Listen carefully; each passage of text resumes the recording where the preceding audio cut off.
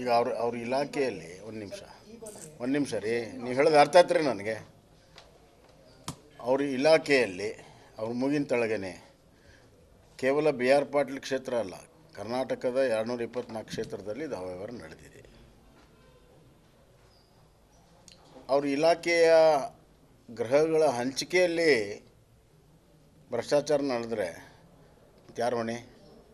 ನಂಗೆ ಸಂಬಂಧ ಇಲ್ಲ ಅಂದರೆ ಏನದ ಅರ್ಥ?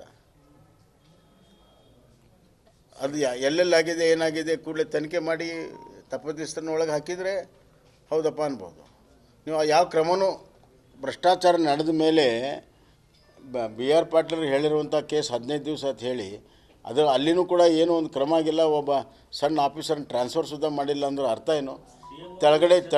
ತೆಳಗಡೆಯಿಂದ ಮೇಲ್ವರೆಗೂ ಎಲ್ಲ ಇದರಲ್ಲಿ ಪಾಲಿದೆ ಅನ್ನೋದು ಆಗುತ್ತಲ್ಲ.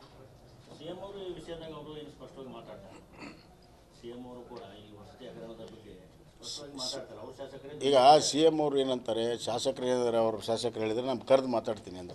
ಭ್ರಷ್ಟಾಚಾರ ವಿಚಾರ ಬಗ್ಗೆ ಅವ್ರು ಎತ್ತಿದ್ರು ಕೂಡ ಕರೆದು ಮಾತಾಡ್ತೇವೆ ಅಂತಂದ್ರೆ ಮುಗಿದು ಹೋಗ್ತಾ? ಅದು ಭ್ರಷ್ಟಾಚಾರ ನಿಯಂತ್ರಣ ಆಯಿತಾ?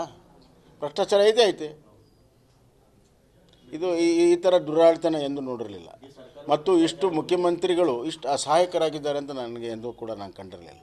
ಅತ್ಯಂತ ಅಸಹಾಯಕವಾಗಿರುವಂಥ ದೌರ್ಬಲ್ಯದಿಂದ ಕೂಡಿರುವಂಥ ಒಂದು ಸರ್ಕಾರ, ಅದರ ನೇತೃತ್ವ ಇದು.